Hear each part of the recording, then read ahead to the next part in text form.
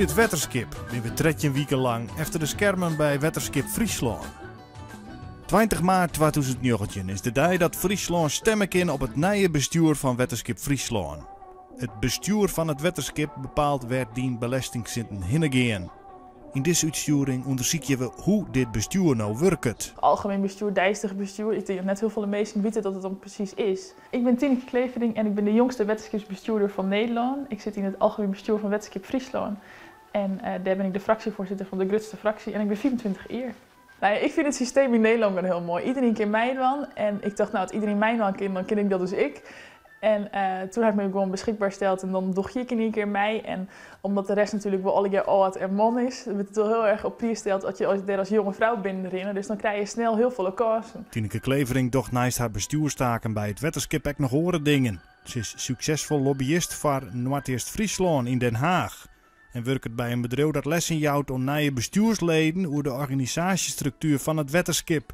Deze kaart had ze maken. We vullen hem even in. Het bestuur, nou, wij kiezen dat bestuur en dat doen we via politieke partijen en groeperingen bij de verkiezings. Dus dat is in maart alweer. En die partijen en groeperingen, daar kun je dan op stemmen. En dat algemeen bestuur is dan voor 2 derde vult. En ik nog maatschappelijke organisaties, zoals bijvoorbeeld LTO en verenigingen en stichtingen. Zoals bijvoorbeeld de Kamer van Koophandel en het Frieske Geer. Die jouw ik nog zetels en dan ga je uiteindelijk daar een heel bestuur voor mijn meesken, 24 meesken. En die 24 bestuursleden kiezen dan het dijstig bestuur. Voorzitter van het dijstig bestuur is de diegraaf. De diegraaf is beneemd door de minister en de koning of koningin. En hij is een soort van burgemeester bij het Wetterskip en is voorzitter bij de vergaderings van het bestuur. Het bestuur van het waterschap bestaat uit zo'n 25 mensen. Die worden gekozen door de burgers van Friesland en een stukje Groningen. En dat split zich in 2 commissies. Hier beneden vergaat de 1 commissie en helemaal boven in het gebouw de andere commissie. En dat zijn de voorbereidingen voor het algemeen bestuur over 2 weken. Dan worden de definitieve besluiten genomen.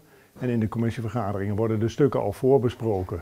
Worden alle vragen beantwoord die er nog over zijn. Zodat daarna die fracties hun mening kunnen vormen. En daar komen ze dan over 2 weken mee. Wordt het vanavond nog spannend of? Nou, er staan een paar interessante onderwerpen, onder andere de hele, wat wij dan noemen de kostentoedeling. Dus welke groeperingen gaan nu in de komende 5 jaar wat betalen aan het waterschap? Maar de uitkomsten van het voorstel ten gevolge van de uitspraak van de Hoge Raad afgelopen vrijdagmiddag. Het waterschap heeft wel correct gehandeld binnen de grenzen die in het reglement staan. Maar de grenzen hadden anders getrokken moeten Er worden. is correct een uitspraak van de Hegerierkamer over een bezwier van de natuurorganisaties tegen de wetterskipsbelasting op stikken loon op en om het waad. De uitspraak is een financiële invaller voor de begrutting van het Wetterskip. Dus dat betekent dat wij ten onrechte 4 jaren hebben aangeslagen tot een bedrag van €192.000. Misschien is het goed nog op te merken, dit is dus een wijziging of een 5-jaarlijkse herijking van de kostentoedeling. Daar zijn we toe verplicht. Maar het Wetterskip had alleen nog maar haar eigen belastinginkomsten. Dus alles wat je besluit als algemeen bestuur had per direct gevolgen voor die belastingheugde. Ja. Dus alles wat je leuk nog een extra vindt, wat je belangrijk vindt, dat kost gelijk geld. Dus je kunt het alleen maar leuke dingen doen. Ik verbaas me er echt over dat het Wetterskip veel doet aan natuur, heel veel doet aan natuur. Dat er 2 geborgde zetels zijn voor natuur en dat er gewoon helemaal niks betaald wordt. Ik vind dat echt onvoorstelbaar. Voordat we misverstanden krijgen, het is niet zo dat natuur nu helemaal niks meer betaalt. Er zijn natuurlijk nog steeds hectares en die worden aangeslagen en daar betalen we voor, alleen niet meer in het Waddenzee en IJsselmeergebied. Dus voordat we die onduidelijkheid hebben. Wij zijn van gewoon die meesting had belang van goed wettenbeheer. Dus die mat daarvoor betaling in. En toen naar zee zei, ja, maar dit is hartstikke buitendijks gebied, die Waddenzee en het IJsselmeer. Dat kun je wel geen heffen, maar daar doet het Wetterskip helemaal niks. Nou, daar is natuurlijk hartstikke gelijk aan. Dus het is heel logisch dat ze daar naartoe betalen. Maar we gaan toch ook niet alle kosten die we in Gouw maken of in lager gelegen gebieden maken, alleen aan dat gebied toerekenen? Even ordentelijk interruperen, dames en heren, via de voorzitter. De heer de Jong heeft het woord. Bent u dan een soort mediator? Of? Soms, hè. Soms. Ja, kijk, eigenlijk moet ik alles kunnen. Hè. Mediator, sociaal werker, maar ook gewoon zakelijk leider van de discussie. Het gaat net over de geografische indeling van Sleert en Grauw en Winsum en weet ik het al hier. Nee, dus wat dat betreft arm en orengrauw worden wij. Maar dus het gaat... Het is ook zo dat de heer De Jong natuurlijk met het nieuwe belastingssysteem ook bediend wordt in zijn kritiek. Want wij zullen dus veel nadrukkelijker in het nieuwe belastingssysteem moeten nagaan.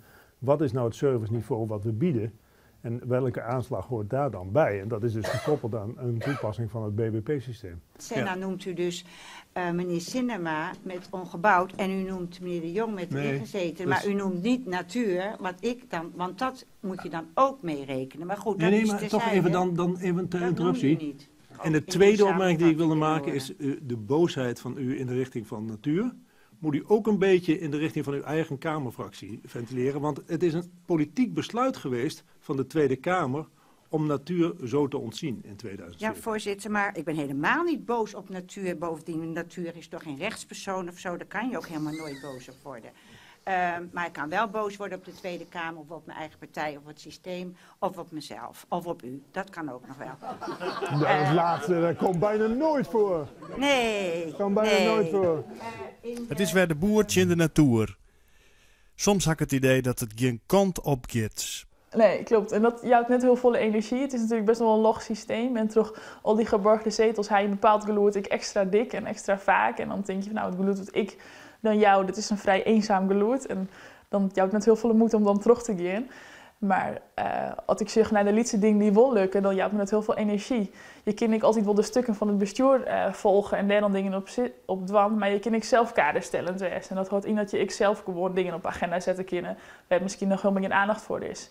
En dat je dan zelf de eerste bent die daarover denkt, dan lukt het wel vaak om je zin te krijgen. Wij als organisatie zijn natuurlijk lang maar iets ondergaan.